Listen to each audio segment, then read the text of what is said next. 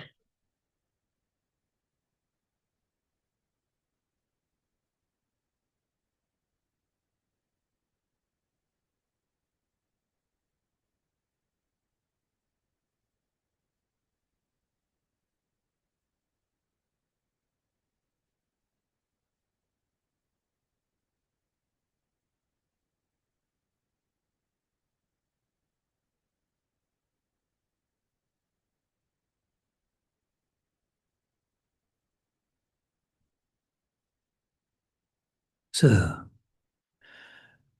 very good, very nice to see everyone again.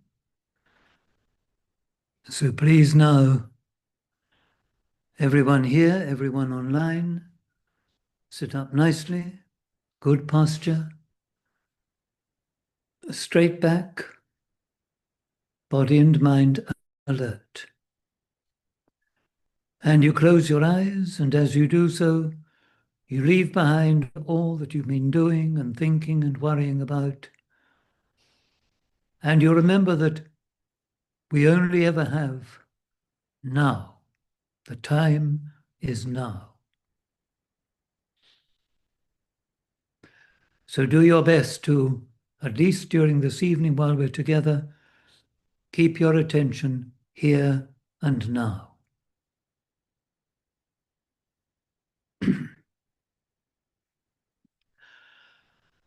And we'll commence by briefly bringing to mind the Buddha,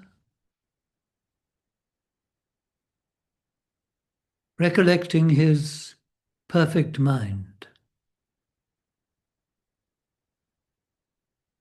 and reminding ourselves that that perfect mind was so because it was completely free of all defilement, all corruption, all forms of greed, hatred, and delusion.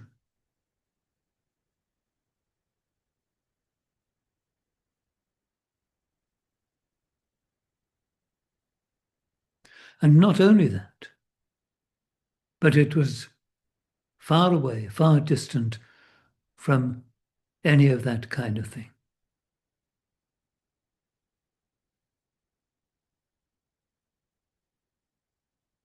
It was also a mind of infinite compassion,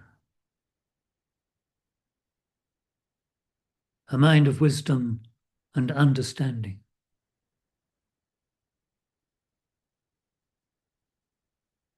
He was truly a great and marvelous being, perfect in knowledge and conduct.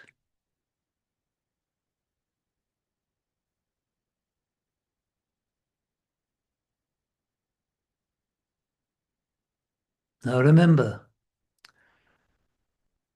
when you happen to think of the Buddha or see a picture or image of the Buddha, be inspired to do what you can to cleanse your mind too of all greed, hatred, and delusion, and free yourselves utterly of all suffering.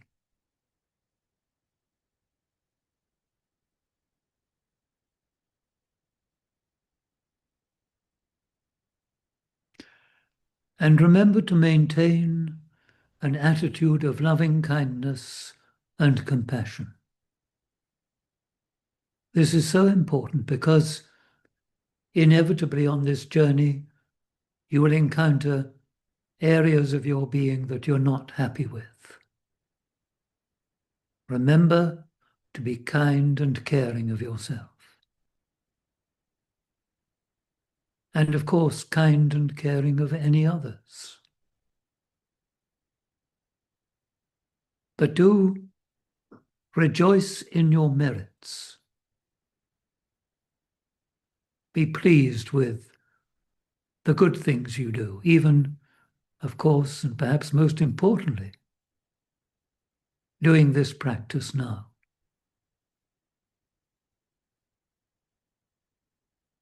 And praise others too for their good qualities.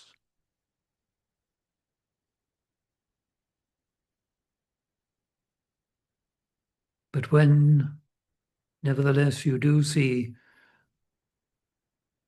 areas of your being, your likes and dislikes and troubles and ups and downs, try to remain steady and accept what is happening, what you experience.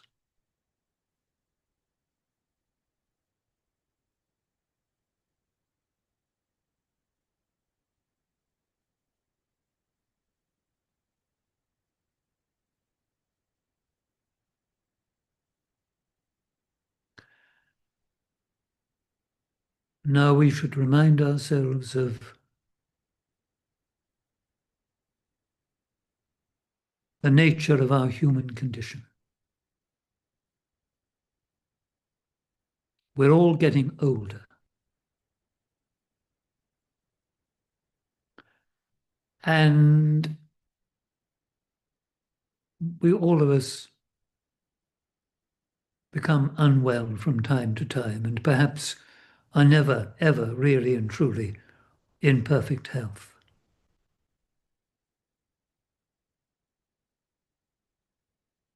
And we're all dying. Even as we're living, we're dying.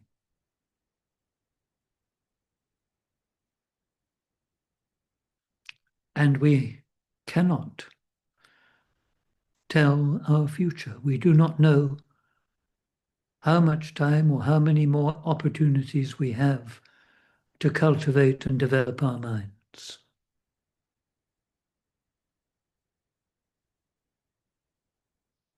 So value your time. Make the best use of it.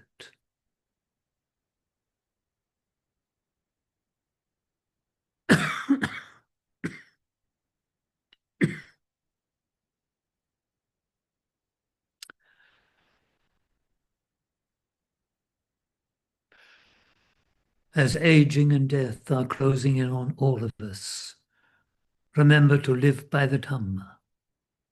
to live righteously, and to do good and meritorious deeds. And now, to use this evening together to the very best of your ability. Make that determination.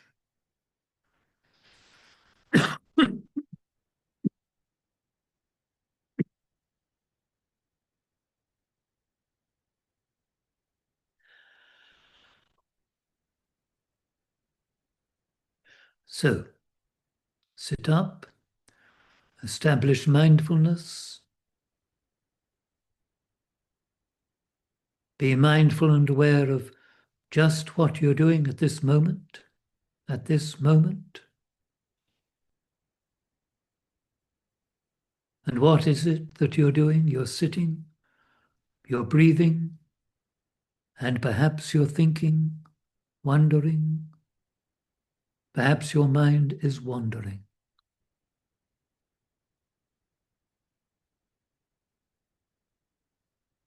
Try now to tighten the focus and let it just be sitting and breathing.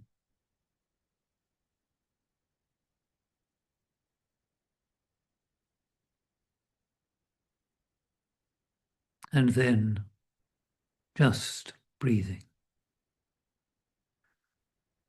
Be mindful of each in-breath.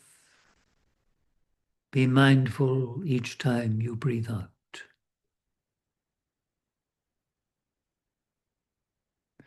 And if there's any interval between the breaths, stay there. Be mindful then too.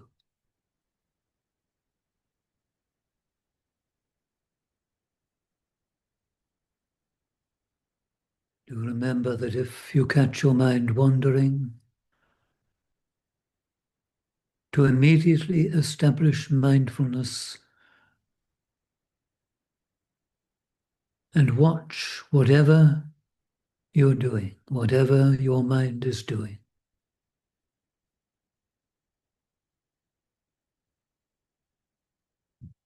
Always stay still. Keep your good posture.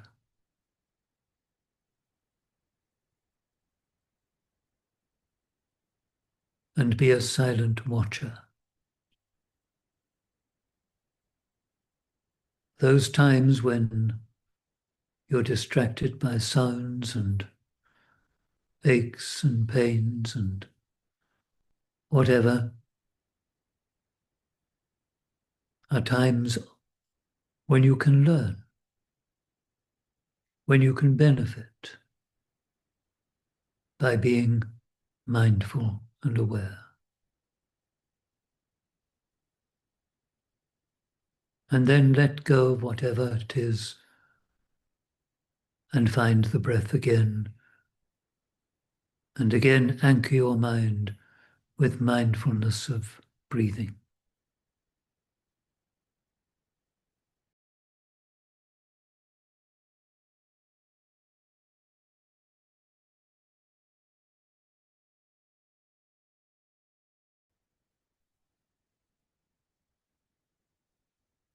So please maintain your sitting, maintain your mindfulness and awareness.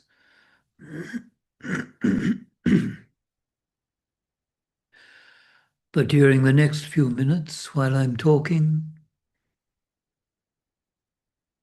try to just listen. Make listening your practice.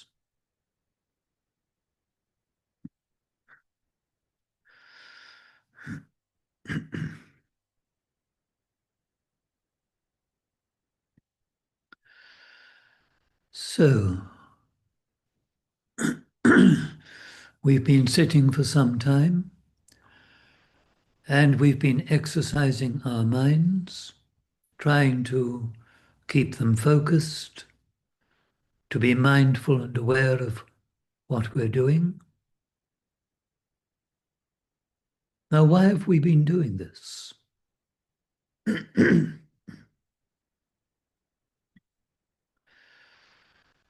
It's very helpful, I think, from time to time to assess what you're doing, to assess your practice. And to begin that by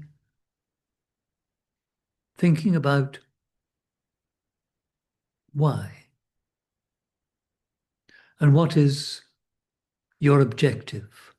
What is it that you're trying to do?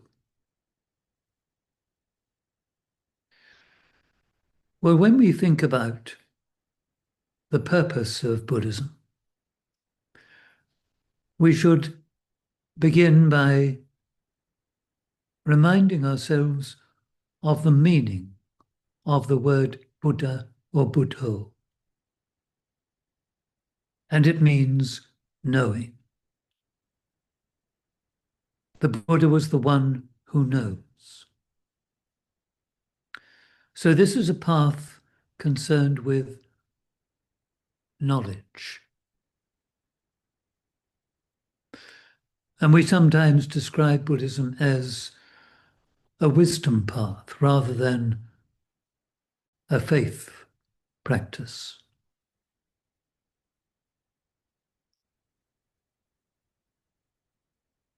So when we're meditating, when we're practicing as we have been this evening, we're aiming to change our minds with knowledge, with understanding.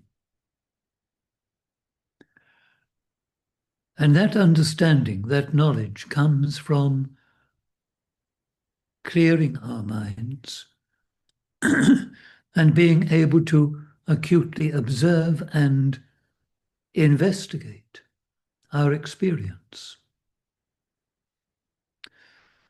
Now, if you think about it, if we're going to look for understanding, the only place really and truly we can look is within our experience, because we don't have anything else.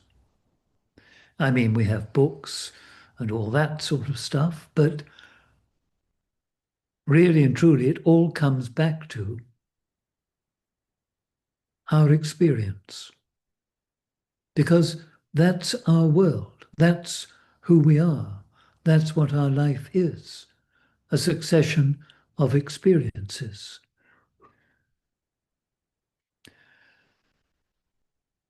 Now, when we begin to observe these experiences, we begin to lose the sense of beginnings and endings. Because we begin to see that as one thing arises after another, they are each affected by what's gone before. And there is a sense of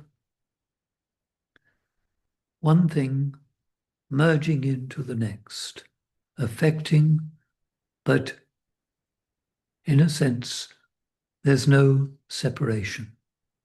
There is a continuity.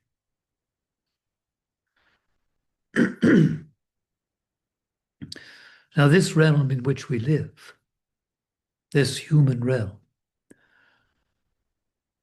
is described often as a realm of birth and death.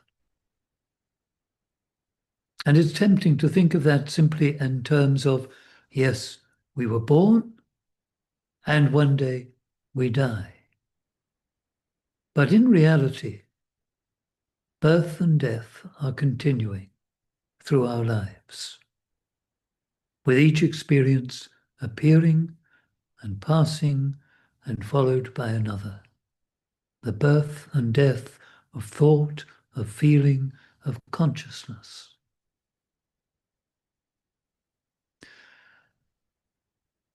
When we're able to quieten and to some extent clear our minds, then we become increasingly aware of this process, aware of our experience. We begin to understand that this is our world. Until we do this practice, we think of our world as the one out there in which we consider we live. But in reality, our world is with us all the time. And it's what we perceive through our senses. And then what our mind does with that information, with what we see and hear and touch, taste, smell, and think. This all becomes very interesting. And it changes our perception of things. Our mind then begins to change based on what we see, on what we experience, on what we observe.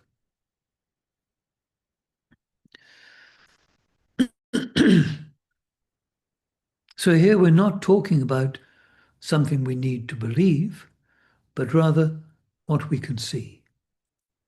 Now, of course, we don't see everything all at once. It takes a little time for many people, to calm their minds down, to quieten things down enough to be able to observe.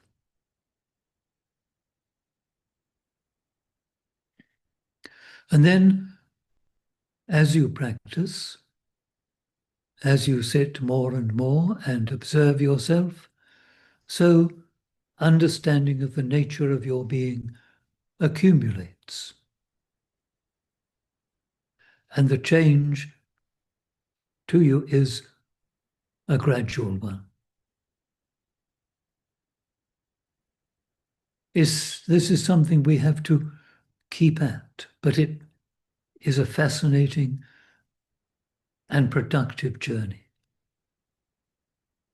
Yes, it requires a certain discipline, because we do need to be able to anchor our minds and learn to make use of them, and learn to be able to observe and watch. But when we understand that this is what we need to do, enable to see and understand, what we need to do to enable us to know things, to know the nature of our existence, then we recognize that this is a price worth paying.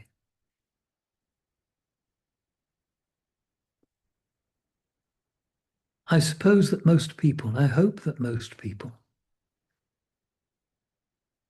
have at times asked themselves the question, what am I doing? Why am I here? What is this life all about? To answer those questions, there is only one way, and that is to investigate our experience, because we have nothing else.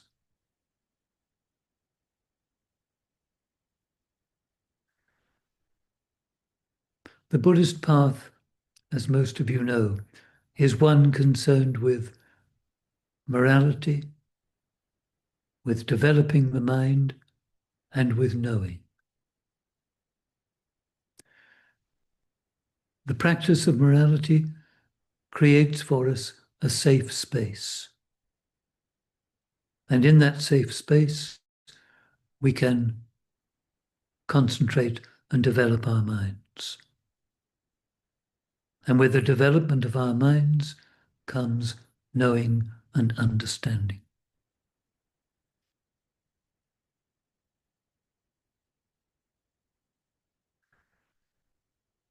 So I encourage you all to do your best, to practice, to be patient, and to be able to endure.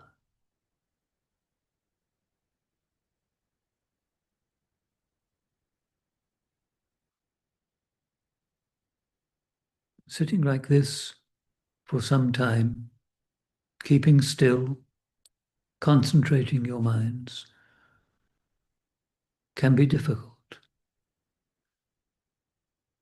And at times we need to just stay with it and to be able to put up with whatever we're experiencing. Patient endurance is an important practice for all of us. Because when we are patient, when we endure, we can watch, we can observe what we're experiencing. And all of these experiences, the good, the bad, the pleasant, the unpleasant, are all our keys to wisdom and understanding. And when we begin to understand, what we understand, what we see is that in fact, everything about us is changing. Nothing stays the same. That essentially our life is an unsatisfactory experience, and that none of it is owned by us.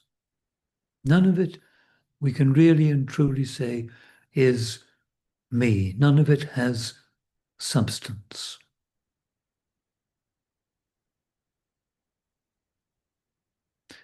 And while to begin with, this can be,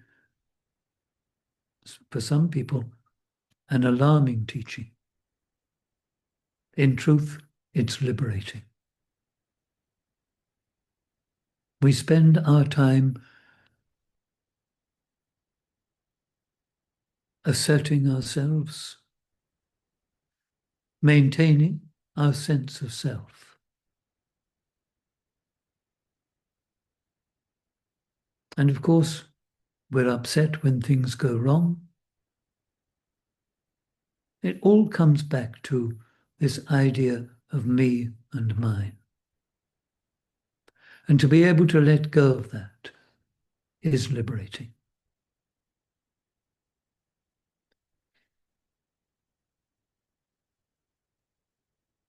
All of this you have to begin to see and know for yourself. The attainment of enlightenment is a realization that each person has to experience for themselves, has to achieve for themselves. So I encourage you to do this practice, to ultimately rely only on yourself and your practice of the Buddha Dhamma, and see and know for yourself the true nature of things. And then you will be able to let go of your attachments and be at ease. So that's enough from me for tonight. We'll sit for just a moment or two longer. And in these closing moments, please focus your minds on metta, on loving kindness.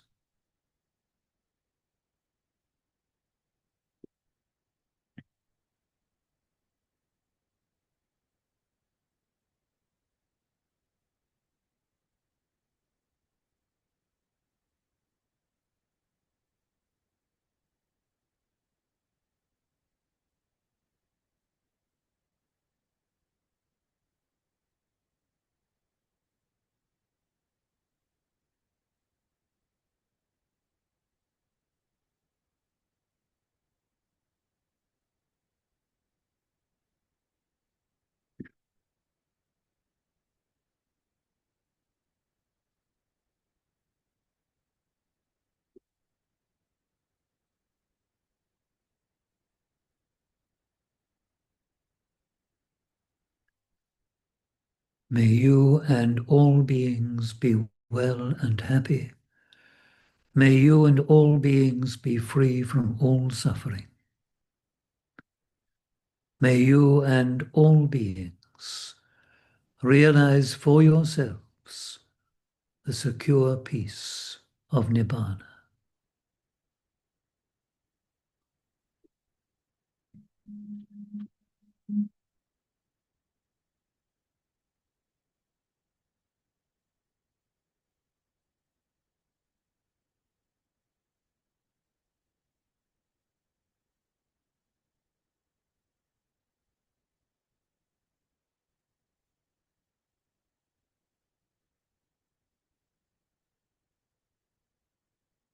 Arahang Samma Sambuddho Bhagava Buddhan Bhagavantan Abhivademi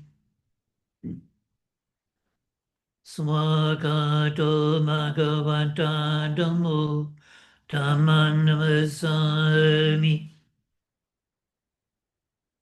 Supatipanno Bhagavato Savaka Sangho Sangham Namami.